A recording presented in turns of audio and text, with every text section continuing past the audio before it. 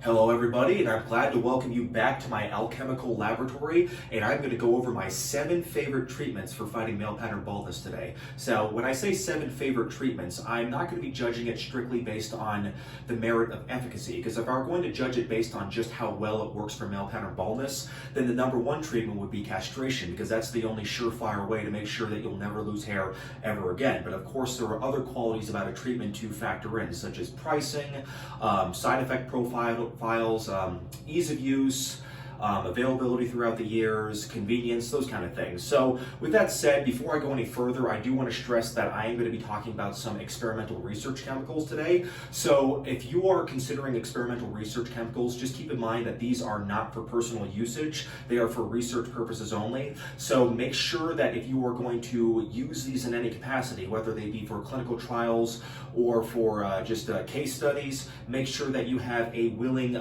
research subject at your disposal. So with that said, let me introduce you to my research subject for today. This is Shoot the Troll.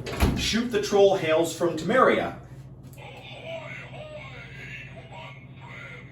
Yeah, he's not the brightest bloke in the world, probably because he was born with an extra chromosome, much like Jason Blaha, but I am grateful that he's willing to be my research specimen for today. He's making a very noble sacrifice for my viewers, so I hope you're all grateful. But with that said, let's go ahead and start with number 7. My 7th favorite treatment is Minoxidil. Now, I actually don't have a bottle to show you guys. I've used it in some of my previous videos. I'm actually not currently using it, but the reason why it's number 7 is, first of all, it's a good treatment. I've used it for many years. I've used it on and off for I think at least 5 years now, and I've liked it both because I find it to be a fairly potent hair growth stimulant, and also because it works as a very good solvent for other treatments such as RU58841 or CV0301 for research purposes, of course. And the reason why I don't grade it any higher than that is because the research behind it isn't very strong. For one, there's some strong industry bias. I believe that the studies behind it were actually funded by L'Oreal, who are the manufacturers of Minoxidil. And also, even if we are going to take the studies at face value, the studies don't show very promising results. Like, for example, it showed that Minoxidil on a scalp after about 3 months grew only about 4,000 hairs. Now, 3 months isn't a very long period of time. Maybe it would show better results after 6 months, but 4,000 hairs is not that many hairs if you consider the fact that the human scalp has about anywhere from 110 to 150,000 hairs on it. So 4,000 hairs may not even be very noticeable, but the fact that it works at all, I think gives it some credence, and it sets it above the rest of the pack. So I have to at least include it on this list, even if it's not my favorite hair growth stimulant. And it's also a pretty pricey hair growth stimulant as well, so it may not be a very good option for people who are on a budget, you know, like college students and people who are young, losing their hair, and, you know, maybe can't afford much other than just like generic Finasteride and generic Minoxidil. But I like it, and it smells pretty nice. It kind of smells like the inside of a salon. And even if it doesn't work that well, I think it works well enough as it is that it can be used as a good adjunct treatment for another hair loss stacks. Moving on to number 6, let's talk about Finasteride. Now, Finasteride is a treatment I've used many times in the past. I've used them at dosages as low as 0.5 milligrams per day, which is the standard dosage. And I've even used dosages as high as 2.5 milligrams per day, because in a lot of the studies, that's actually the dosage that they used. Now, I used to be firmly entrenched in the idea that Finasteride was kind of like super Finasteride. I used to think it was significantly better. However, in retrospect, looking at my experience with the drug, I didn't notice any significant improvement or any improvement at all from using Finasteride, even when I megadosed it at 2.5 milligrams, which is the equivalent of 5 Avodart, versus just the standard 1 milligram or 1.25 milligram dose of Finasteride. Now, I know a lot of people swear by Finasteride, and they consider upgrading to Finasteride when they feel that Finasteride hasn't worked satisfactorily for them. However, I am not really convinced that Finasteride is that much better, if at all any better than Finasteride alone as it is. Now, a lot of people will point out, well, Dutasteride is better than finasteride because it inhibits different types of the 5A reductase enzyme. So finasteride inhibits type 2 and type 3 of the 5A reductase enzyme, whereas dutasteride inhibits all three. Now, I'm not going to talk about the type 3 5A reductase enzyme since its role is kind of obscure and it doesn't relate to hair loss as far as we know, but the type 2 of the 5A reductase enzyme is the one that's active in the scalp, in the prostate, and that's why finasteride and dutasteride are prescribed for both, at least finasteride is prescribed for both hair loss and enlarged prostate because it works at both of those areas. Now, dutasteride, even though it's only FDA approved for treating benign prostatic hyperplasia, it's often prescribed off-label for hair loss since it also targets the 5A type 2 reductase enzyme, which is active at the scalp. But the thing about the type 1 5A reductase enzyme is that it doesn't have any activity on the scalp whatsoever. It's active more in the skin. So theoretically, maybe it could be used to help treat acne. That's not an officially prescribed use, so make sure you talk to your doctor if you're interested in using it for that reason. But also people will contend that, okay, so the type 1 5A reductase enzyme doesn't have anything to do with hair loss, but dutasteride suppresses more of the type 2 5A reductase enzyme. And to that, I'm not really convinced of that either, because if you look at a meta-analysis that actually compared dutasteride to finasteride, there were 76 studies initially. However, out of those 76 studies that were mentioned, 73 were removed, and we were only left with 3 studies. And out of those 3 studies, there was no significant difference in treating hair loss with finasteride versus dutasteride. And the study that showed any significant difference at all compared 5 milligrams of finasteride versus 2.5 milligrams of dutasteride. And you may think, okay, well, that's a lot of finasteride too. So if we were to compare like 0.5 versus 1 milligram of finasteride, we'd probably get similar results. But the thing about finasteride is that it has diminishing returns. So using anything beyond the standard dose isn't going to give you that much better results than just using the standard dose, which is why, a lot of times when people get Proscar, they'll quarter it into 4 pieces so they have 1.25 milligrams, and that way they'll save themselves some money while also mitigating the potential risk of side effects. So I think that further research is needed to confirm if dutasteride is that much better than finasteride. But even if it is better than finasteride, I don't think it's better enough to justify the extra cost that comes with it. I mean, keep in mind that if you're using a drug for an off-label treatment, insurance may not cover it. And finasteride is so cheap, I can get a 4-month supply for just $9 US. So overall, I greatly prefer finasteride over dutasteride. And on a personal note, I also don't like the fact that dutasteride is a soft gel. I'm a vegan, and I don't like soft gels because those come from pig bones, animal remnants, cartilage, connective tissue, and I think that's kind of gross and it just goes against my ethical beliefs. But that's just a personal thing right there, and this is my personal top 7 favorite hair loss treatment list, so I think that is something I need to factor in. So that's why dutasteride is not higher on this list. So moving on to number 5, and finally I have something I can show you guys. I'm going to go ahead and mention this obscure treatment. Now, if you look at this thing, if you weren't able to see the logo, you'd think this was like a vial of testosterone enanthanate or something. And believe me, that's the last thing you want to use if your goal is to fight male pattern baldness.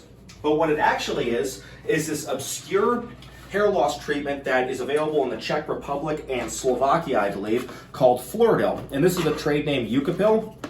And the way it works is that it's very chemically similar to a treatment I've used in the past called topical flutamide. Now, topical flutamide, I don't think that's available, I don't think you can buy that online anymore, but it used to be available from websites that would compound their own hair loss treatments. I think Dr. Lee, who was a doctor who got arrested after the FDA cracked down on his treatments, I think he sold a bottle of it, and I think that's the one I used. And also I saw some bottles that I could buy from Amazon.com back in the day, and I used that and it worked well for me. I used it for about 3 months, and even without being on finasteride, I felt that it worked pretty well for me. Unfortunately, it did give me pretty bad side effects. So with Finasteride, the good thing about it is that even though it's structurally similar to flutamide, it's modified so that it's hydrophobic. And what that means is that by the time it enters the bloodstream, it can no longer bind to any kind of androgen receptors. So that means it's only effective where it's applied locally.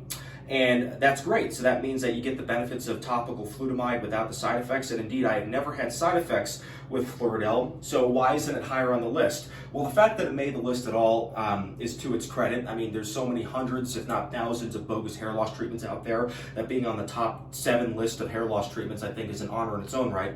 But the reason why I don't want to put it higher is because there's some serious problems with Floridel. For one, it's only available in the Czech Republic and Slovakia. Now, you can buy it online through websites like eBay and Amazon.com, but the problem is that it's not always available throughout the year. There can be like periods of months where, like, you know, online suppliers are totally bereft of supplies and you won't be able to buy it. And you know, hair loss is a long-term battle, so you don't want to rely on a treatment that may not be available for several months at a time. And also, if you look at this bottle, this is only a 2 milliliter bottle, and 2 milliliters is not enough for full scalp coverage, even though I think that this dosage is sufficient enough. So if you're just applying Floridel to like a problem area, let's say like you have a bald spot or you have a little bit of recession on the temples and that's all you want to use, that's the only place where you want to use it, that's fine.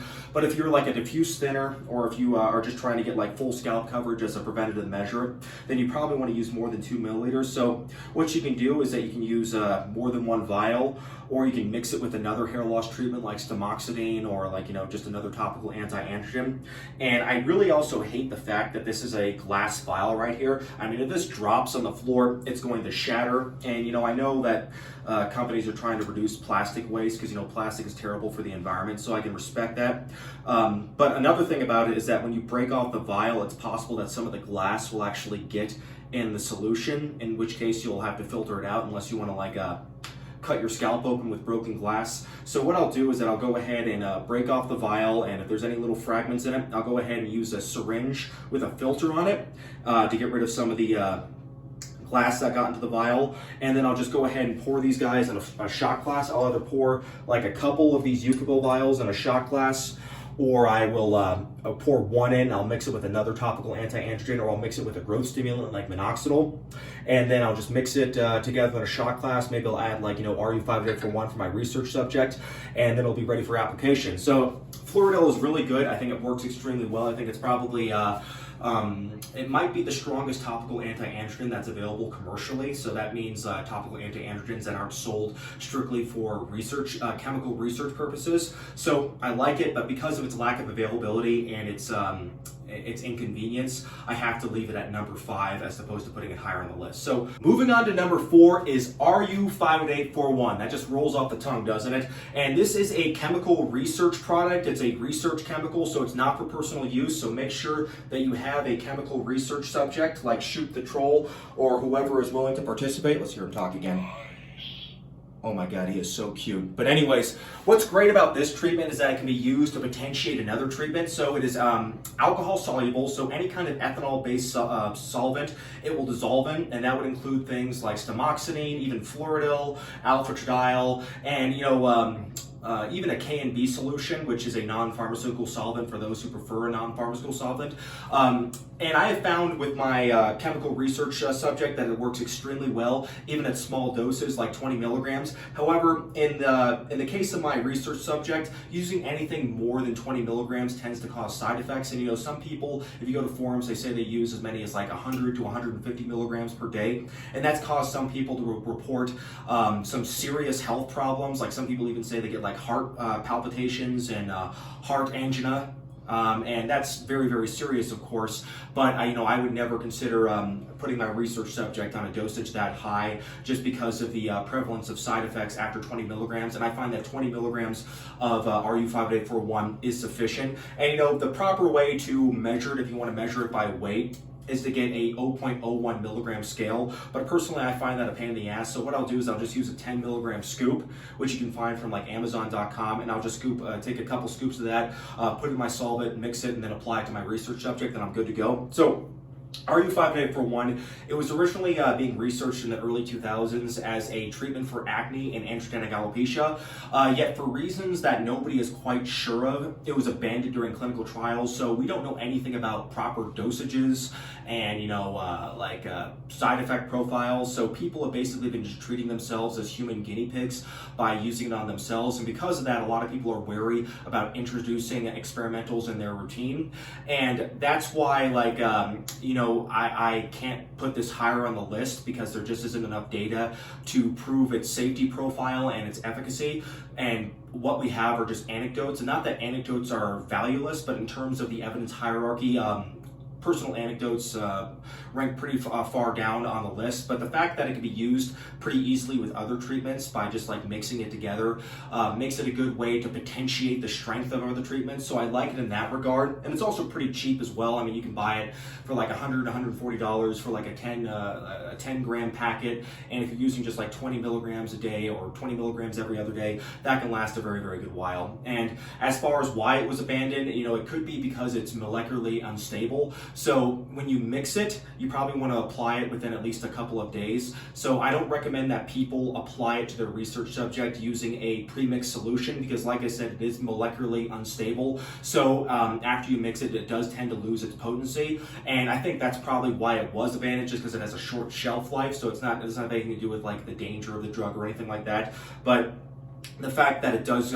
basically go bad after you mix it means that you can't really like make big batches at a time and then just store it away and hope to get the same kind of potency you'd get from mixing a fresh batch. And that's why I prioritize convenience with just using a 10 milligram plastic scoop as opposed to like weighing on a micro scale every time I use it. So anyways, decent treatment, but not my favorite, and also not necessary. And also I don't really feel too good about like recommending a experimental treatment to begin with because I don't know the long-term effects of the drug, but it does definitely work in my research subjects experience, I should say. So, all right, let's move on to number 3. This is Minoxidil. Now, I really like Minoxidil, even though it has some major flaws. It's known as Rogaine in the United States, and it's known as Regaine in the United Kingdom, and I think in Australia as well. And it's been off patent for a while, so generic variants are available, which are much cheaper, and they're exactly the same. And it's also been over the counter in most countries, so you don't even need a prescription for this guy, most likely.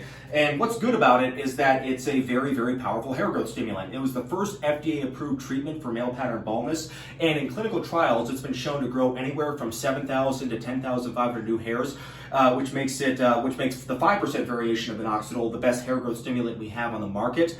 And if you compare that to something like tamoxifen, which is another growth stimulant, that only grows about 4,000 hairs after 3 months. So this is easily the best hair growth stimulant. However, it has some major problems, like I already said, and the first biggest problem with it is that it's not a long-term solution for male pattern baldness. So if you're losing your hair, you probably don't want to start with minoxidil first. That's what I did. I started with minoxidil first, and I regret that. And the reason why is because it doesn't do anything to address the underlying cause of male pattern baldness, which is genetic sensitivity to the hormone DHT and androgens in general. So since it's not hormonal, what it'll do is that it'll promote hair growth by just stimulating the dermal papilla cell to grow more hair, basically, and its mechanism of action isn't very well understood, but we know that it does work, and it works despite the fact that the androgens are killing the scalp. However, since the androgens are there eating the hair follicle, you're going to need to do something to address that if you want to fight male pattern baldness long term. So when I used minoxidil, I initially got a shed, which is actually a sign that the drug is working, but the shed stabilized after 6 months, and by 10 months I can say safely that I had visibly improved results from my baseline levels. However, after about 2 years I started to lose ground again, and that's because I wasn't doing anything to address the underlying cause of male pattern baldness, and that's why I added Finasteride to my routine. So this is a good treatment. It works pretty well, but just keep in mind that it should be thought of as an adjunct treatment, not like a frontline defender against male pattern baldness, I should say. So use this if you want to add something more to your routine, but don't make this your first line of defense against male pattern baldness by any means. And also keep in mind that since minoxidil works differently from finasteride, any gains you get from minoxidil must be maintained with minoxidil. And I've seen many stories of people trying to drop minoxidil and switch to finasteride or other things, and every single time it has always resulted in a disaster. So if you're going to start minoxidil, be ready for the long-term commitment that it takes. And it's not that hard. I mean, you can just apply it once daily, and you can actually make it pretty convenient by melting down minoxidil foam into a liquid and then just applying it with the liquid minoxidil dropper. And I find that dries much faster, and you can only do it. You only have to do it once per day. I mean, even though it does say like use it twice per day, those suggestions were based on Lonatin, which is oral minoxidil, which has a 7-hour half-life. Topical minoxidil actually has a 23-hour half-life, so you only need to apply it once daily. You can easily get away with that. And another thing about topical minoxidil is that even though the oral variant is based on a blood pressure medication, the side effect profile with minoxidil is very, very good. I mean, some people are allergic to it. It can cause some dandruff, and if you do get dandruff from minoxidil, you can easily remove it just with a shower comb. It can also cause scalp dryness, and if you do get scalp dryness, I recommend using something like jojoba oil. The jojoba oil is the oil that is structurally very similar to the sebum our scalp produces naturally, so that's just a good way to counter the excess dryness that some people get from topical minoxidil. But you know what I'll do is that at night I'll just go ahead and melt down some minoxidil from the foam. I'll put it in this bottle, then I'll apply it to my scalp, and then I'll just go to bed and I'll just wash it out in the morning, so I don't have to worry about any cosmetic detriments from minoxidil. And that's been my routine for well over 10 years now, and it's lost none of its potency. So I like it, but just be ready for the commitment if you do decide to start using minoxidil. All right. Okay, moving on to number 2, and I think this is probably one of the more underrated treatments for hair loss out there. It's not very well known, even though I talk about it a lot. This is called alpha-estradiol.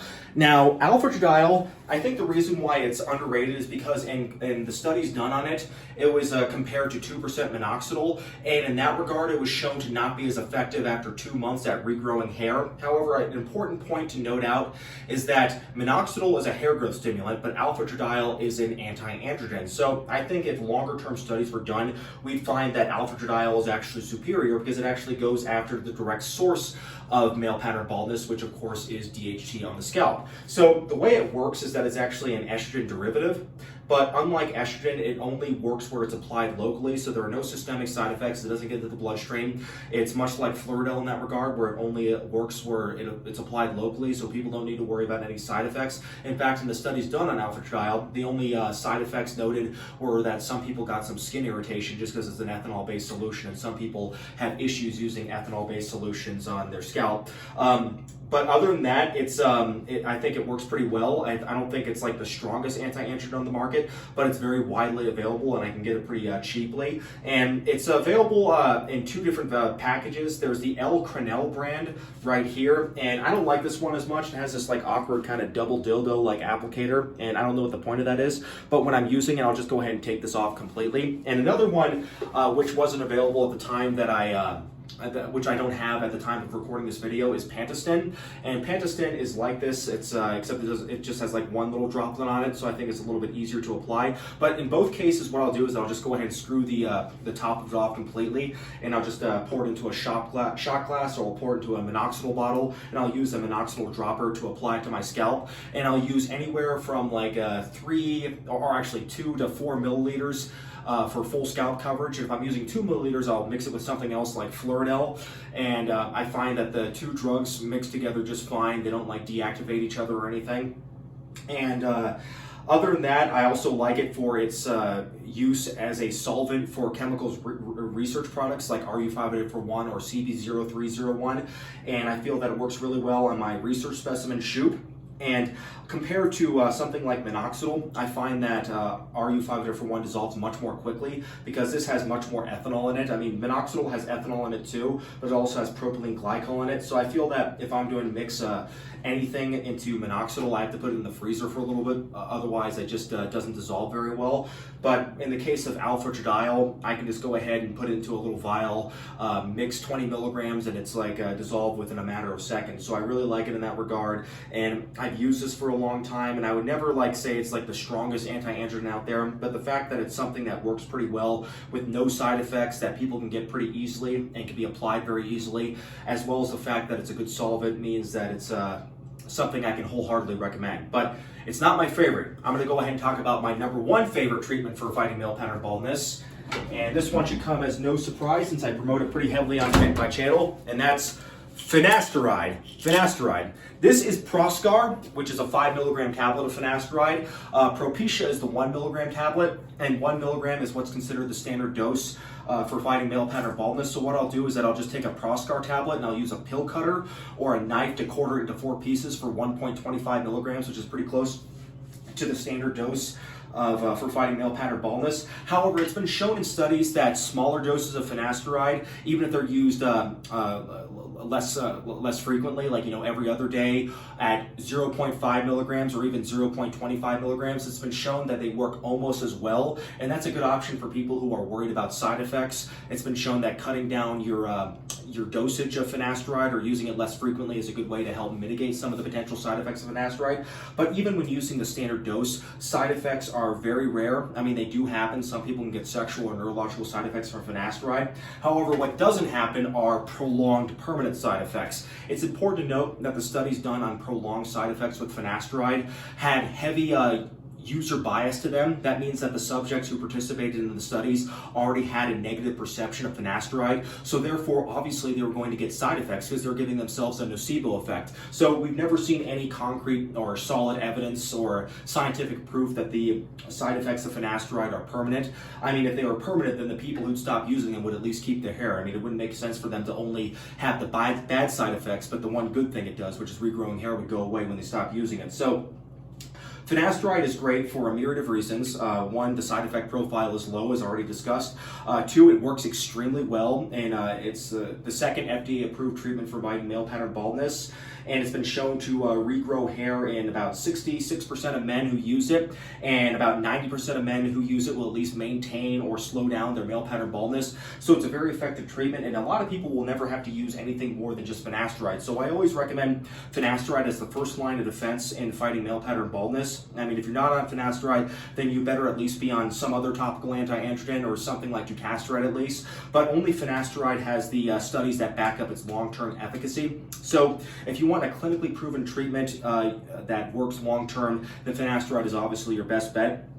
And also, keep in mind that since fighting male pattern baldness is a long-term battle, you really want to consider things like convenience as well as price.